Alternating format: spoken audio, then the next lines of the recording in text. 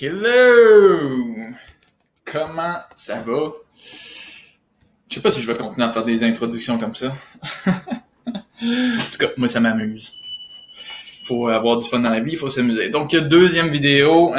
Aujourd'hui, hier, j'ai parlé de mon histoire personnelle, de comment on en était venu à créer S2 Marketing, mais S2 Marketing est basé sur les entonnoirs de vente, qui est le principe, qui est la stratégie pour moi, qui a été développée, qui a été la révélation dans toutes mes années d'apprentissage. Les Dans le passé, dans le fond, je me rappelle encore pas mal comment je l'ai appris. C'est digital marketer en premier que je suis tombé dessus, que je suis tombé sur la stratégie. Ça s'appelait, eux autres ils appellent ça l'optimisation de la valeur client en anglais.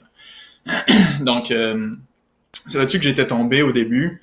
Puis il parlait de l'histoire de Starbucks, puis aussi de McDonald's, que dans le fond, McDonald's, ils payaient environ, ça c'est dans le temps, leur stratégie, c'est qu'ils payaient environ 1,58 en publicité pour amener le monde à la porte. Un hamburger, eux autres, ça leur rapportait 1,70 environ. Genre, je pense que. Donc, la marge de profit, c'était de 12 cents, selon l'histoire. Hein. Disons que que j'invente un peu les chiffres. C'était à peu près ça. C'était quelque chose comme une dizaine de cents.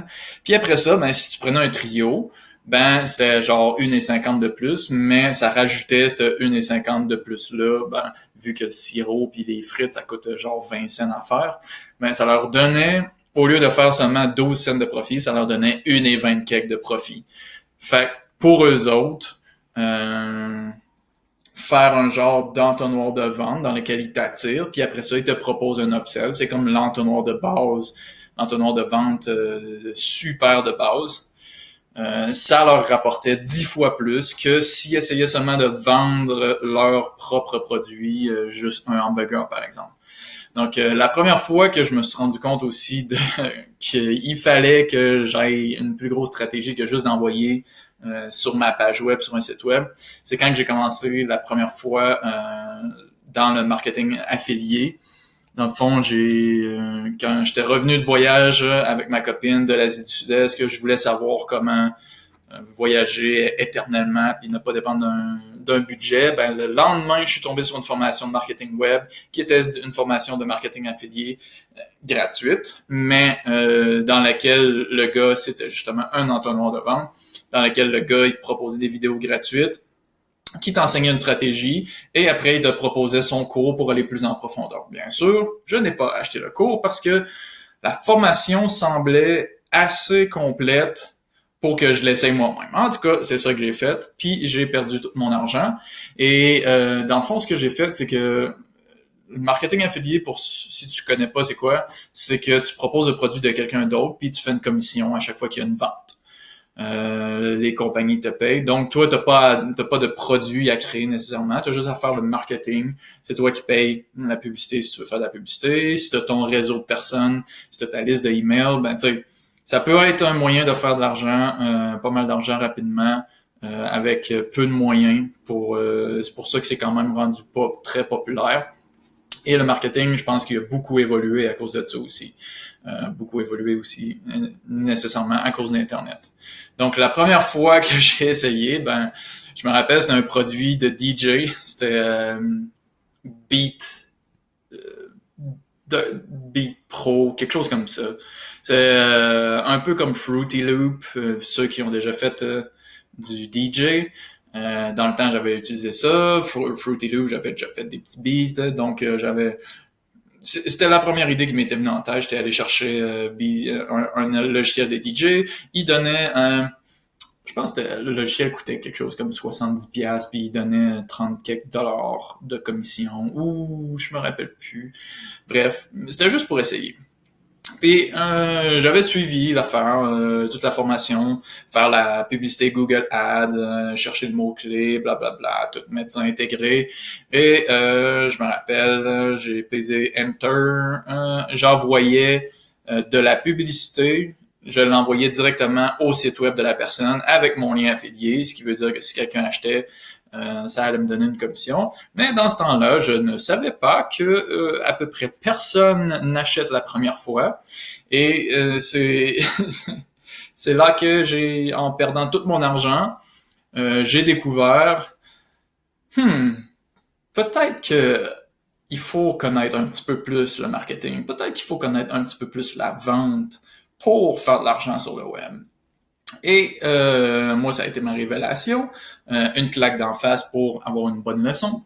Mais c'est à partir de là que pour moi, ça a commencé l'étude du marketing beaucoup plus en profondeur. Après ça, j'ai découvert justement le gars dans la formation gratuite. Il parlait de se différencier, de faire quelque chose pour se différencier de la compétition. Puis dans ce temps-là, j'étais OK, je vais juste test the waters, comme ils disent, tester les eaux, checker si l'offre est potentielle. Et après, j'avais absolument aucune idée de comment me différencier. Et c'est là pour moi que ça a commencé et que ça a culminé. À un moment donné, j'ai appris, je suis tombé sur la formation, pas une formation, mais un article de Digital Marketer qui disait l'optimisation de la valeur client, qui est justement que, premièrement, tu obtiens ces informations ou bien un moyen de l'avoir chez vous. Sur le web, habituellement, c'est avoir le email en premier pour pouvoir communiquer parce que les statistiques disaient 98% des gens n'achèteront pas la première fois. Donc, qu'est-ce que tu peux faire pour qu'ils achètent, que dans le fond, avoir plus de ventes? C'est d'aller récupérer ces 98%-là qui n'ont pas acheté. Puis, à force d'être exposé à ton produit, à ta marque, à ton message, le monde te fait de plus en plus confiance. C'est normal, le sentiment de familiarité. Et au bout de 5 à 7 expositions, 5 à 7 à 12 en fait, 5 à 12 expositions, là le monde sait s'ils veulent choisir ou pas, s'ils veulent faire affaire avec toi ou pas, ils se font une opinion dans le fond, et c'est là qu'ils prennent leur décision à savoir est-ce que tu as un client ou pas. Donc, cette façon de faire-là se traduit super bien sur le web, c'est que tu captures l'email et t'envoies des communications. Mais dans le fond, un autre parallèle qui m'avait fait comprendre l'importance des entonnoirs de vente. Vous savez, le marketing, c'est beaucoup comme la séduction. Et si tu vas voir une fille ou un gars, peu importe le sexe, si tu vas voir une fille ou un gars, puis que avec le plus grand sérieux, tu t'assois en face de la personne puis tu lui dis « Veux-tu m'épouser? » Il y a à peu près aucune chance que la personne accepte à la première rencontre. Tu sais, je veux dire, si t'as jamais parlé à la personne, que c'est la première fois que tu la vois, que tu en vas en face, puis tu lui demandes ça, ça se peut que ça passe pour une joke. Si tu le dis comme une joke, peut-être que c'est un bon opener, comme on dit, une bonne façon d'engager la conversation. Mais sinon, je veux dire, il y a quelques étapes que tu vas devoir faire avant de vraiment demander quelqu'un en mariage sérieusement, idéalement vivre avec une couple de temps, puis avoir pris au moins un café avec. Je veux dire, un café, c'est le minimum, là, tu sais. Je veux dire, tu prends un café, puis après ça, right, t'es seté. Alors, tu peux demander en mariage. Mais, tu sais, justement, les étapes, c'est comme, tu t'introduis, tu obtiens son numéro, donc un moyen de contacter. Après ça, tu fais une première petite activité, genre un premier petit engagement, genre aller prendre une marche, un café, ou whatever l'imagination, la créativité peut faire. Ensuite, tu commences à fréquenter plus sérieusement. Ensuite, vous devenez un couple. Et au fil du temps, vous vous mariez ou pas. Je veux dire, dans ce cas-ci, l'étape finale, c'est comme le mariage. Mais ça, c'est comme ton produit principal. T'sais, si tu veux vendre ton produit principal, tu peux pas demander tout de suite « Hey, salut! Tu veux-tu acheter... j'ai une souris, tu veux-tu l'acheter? » Si c'est la première fois qu'on se voit, si c'est la première chose que je te dis, tu vas peut-être me dire OK, mais je l'achèterai pas de toi. Genre, si j'en veux une, ça sera pas de toi que je vais l'acheter. Mais c'est pas mal le principe derrière les entonnoirs de vente. C'est que tu suis une progression dans l'implication de la personne. Puis sur le web, ça peut se faire super facilement aujourd'hui. Puis la plupart des grosses compagnies, la plupart des gens, pas des gens, là, mais des bonnes compagnies ont cette stratégie-là, un moyen de t'attirer, un moyen de te tourner en client, puis un moyen de te fidéliser, puis un moyen de continuer à vendre. Puis tu sais, c'est juste la stratégie que le monde applique depuis extrêmement longtemps. Moi, personnellement, avec S2 Marketing, ce qu'on fait, nous, c'est plus marketing direct. En fait, en anglais, ça s'appelle Direct Response Marketing, marketing à réponse directe. C'est que dans le fond, les entonnoirs de vente, au lieu de, je veux dire, pour avoir OK, laissez-moi retourner en arrière un petit peu. L'avantage des entonnoirs de vente aussi, c'est que tu as une réponse. Là, je suis dans le... Attendez, je vais fermer un petit peu. Ah, mais non, je pourrais pas fermer la rideau. OK. On va essayer ça de même. Donc, l'avantage parce que là, j'avais la barbe shiny. Ma barbe est shiny, mais je veux pas qu'elle soit autant shiny. Je veux pas qu'elle vous éblouisse un petit peu. Je veux pas qu'elle t'éblouisse trop. Donc, pour revenir aux entonnoirs de vente, dans le fond, c'est que l'avantage de l'entonnoir de vente, là, je vais faire un parallèle avec les sites web. Un site web, c'est que site web, ça te rapportera pas vraiment d'argent. Personnellement, le genre de site web qu'on vend avec S2 Marketing, c'est un site web qui est basé sur le marketing à réponse directe. Dans le fond, tu as tout de suite un chemin qui est tracé. Si tu laisses c'est comme si tu avais un magasin, puis tu laisses le monde aller dans ton magasin, puis tu espères avoir des ventes. Si la personne cherchait quelque chose en particulier, si la personne voulait vraiment avoir de quoi, avait une idée en tête, ben tu risques d'avoir une vente, ça se peut que tu aies une vente. Si t'as pas, si c'est juste un magasin général, puis la personne elle vient juste fouiner, puis que tu vas même pas y parler, que tu te demandes même pas c'est quoi son besoin, que tu cherches pas à savoir qu'est-ce qu'elle veut, ben c'est comme une perte d'argent. Fait à la place, ben, ce que tu fais, c'est comme si tu installais un vendeur à la porte qui accueille chaque personne et qui leur demande « Bonjour, bienvenue chez compagnie XYZ. Qu'est-ce que je peux faire pour vous? Qu'est-ce que vous auriez besoin aujourd'hui? » Là, la personne te décrit « Bon, ok, ben, écoute, je me suis réveillé, ça me pique, puis je sais pas quoi faire. » On va pas plus loin, c'est pas, ça pique où? Ok, on sait pas. Bref, la personne va le diriger, va lui dire, ok, ça pour les démangeaisons, c'est parfait. Écoutez, si vous voulez aussi, nous autres, on a une rangée de linge anti-démangeaison, ça vous démangera plus jamais de votre vie. Puis la personne peut continuer à faire progresser à travers les besoins. Ben, les entonnoirs de vente versus le site web, c'est ça. Le site web, c'est souvent c'est con parce qu'on paye tellement cher pour les sites web. Là. Il y en a qui payent j'ai déjà vu des dizaines de milliers de dollars pour un site web de base qui, au final, n'apportera pratiquement rien. Parce que le site web, c'est juste une vitrine qui est laissée là, qui est laissée dans l'espoir que quelqu'un trouve, puis dans l'espoir que quelqu'un contacte. Tandis que un entonnoir de vente, c'est une série de pages web qui ont un seul but, qualifier la personne vers la prochaine étape ou y dire genre, c'est fini, ok, on s'en va. Par exemple, une première page, une page de réception, ça pourrait être une landing page que tu demandes un email en échange de quelque chose. Parce que ça aussi, c'est une affaire. Les gens te donneront jamais leurs informations gratos parce que ça a de la valeur. T'sais. Ils savent que tu vas les achaler. Fait que autant donner de la valeur. Puis le but, c'est que justement, tu donnes tellement de valeur que la personne ne se sent pas achalée, même qu'elle attend ton prochain email. Mais ça, c'est une autre façon de faire.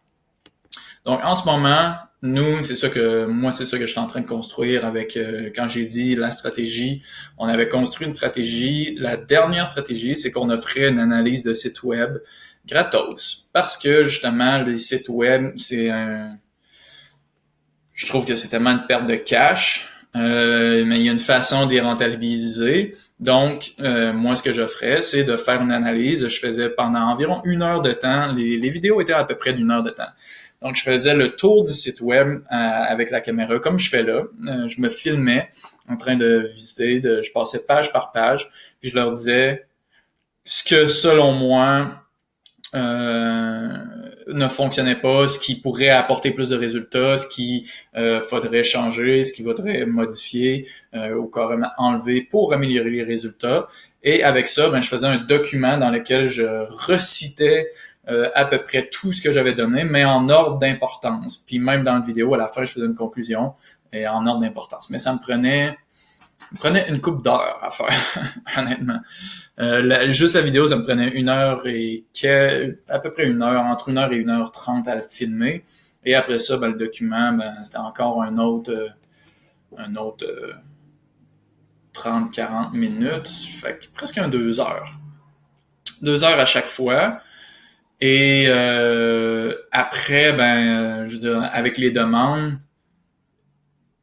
en fait, l'analyse était 7$ ou 1$. Ouais. Comme tu vois, c'est une offre assez ridicule. Et c'est juste que ça prenait énormément de temps. Et après, le suivi, c'est un peu là que j'avoue que ça a chié pour nous autres, mais que j'ai mal planifié mon suivi, puis j'ai mal planifié les affaires. Donc, je me suis ramassé qu'à faire des analyses de site web forever. Et j'ai décidé de juste carrément arrêter ça parce que le but d'une première offre comme ça, c'est d'avoir des clients, mais aussi c'est d'avoir quelque chose qui peut être fait assez rapidement si possible. Donc et aussi ben la conversion en client après était pas assez élevée. Le monde je sais pourquoi, c'est parce que je donnais beaucoup trop d'informations. Je donnais exactement la marche à suivre pour le faire pour réparer les erreurs puis changer le site web. Et le monde me disait ah ben écoute, je vais faire les changements, puis après si j'ai besoin, ben, je te rappellerai. Puis finalement ben on se faisait pas rappeler. Donc c'était pas une bonne offre pour nous autres. C'était une excellente offre pour nos clients, mais pour nous autres ben ça, tu sais, des fois c'est que tu donnes trop. Si tu donnes trop, ben il faut que le monde prenne une pause pour digérer ce qu'ils ont reçu. Puis après, ben, tu sais, c'est du marketing. C'est du marketing. C'est un test qu'on a fait, puis finalement, ben, on le tiendra pas. Puis là, je suis en train de faire un autre entonnoir de vente qui va venir plus tard. Une offre par rapport aux entonnoirs de vente parce que c'est le produit principal qu'on veut offrir. C'est le produit principal. C'est tellement important que c'est le cœur, ça va être le cœur de S2 Marketing. Et l'offre qu'on est en train de bâtir, je vous garantis que ça va être une offre que beaucoup vont vouloir sauter dessus parce que ça va être quelque chose de... Je veux dire, ça va être presque une garantie de résultat. Mais je peux pas garantir de résultat parce qu'on ne sait jamais. Mais la façon qu'on fait les choses, c'est scientifique. Puis à moins que le produit soit vraiment, vraiment, vraiment de la merde, c'est presque sûr que les ventes augmentent presque assurément et habituellement de pas pire.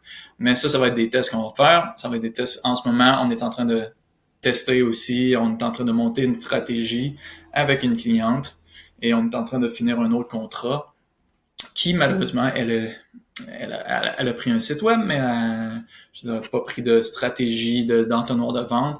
Donc, on est starté avec les sites web, puis là, ben, on se dirige tranquillement aux entonnoirs de vente parce que, je sais pas, c'est tellement ça que les entreprises ont besoin. Dans ma tête, c'est tellement logique. Puis tout le monde vend un site web. Je veux dire, le monde paye pour avoir un site web qui, on ne sait pas s'il va rapporter ou pas. Donc là, à la place, ben, c'est la réponse claire. Si ça rapporte pas, c'est à cause que ton message est pas assez ciblé. Puis on change le message. Tandis que le site web, si le site web rapporte pas, qu'est-ce que tu veux changer? Je dirais que ça, c'est moi. Je suis chez un ami et il reçoit de la visite. Donc, anyway, je vais terminer la vidéo bientôt. Ça va? Hello. Oh, you're done? No, I'm not done, but almost finished. Okay.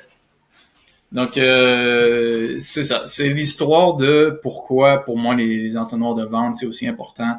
Et que là-dessus que je base toutes mes stratégies.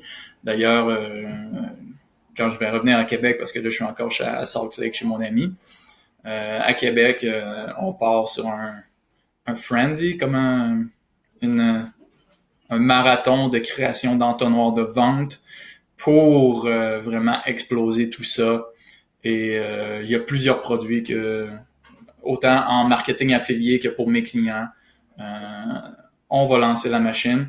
Donc, je pense pas mal ça. Crime, j'ai fait une pas mal plus belle histoire qu'hier, je trouve. C'est d'ailleurs le but de faire des vidéos de même. C'est en ce moment, je vais vous l'avouer, je suis en train d'apprendre à compter des histoires. Puis à la longue, ben tu sais, je veux dire, j'aime ça compter des histoires. Puis c'est juste que avoir une structure, avoir une meilleure structure, ben c'est plus fun. Puis les histoires, ça aide à mieux présenter les choses et ça fait comprendre beaucoup mieux que de juste expliquer.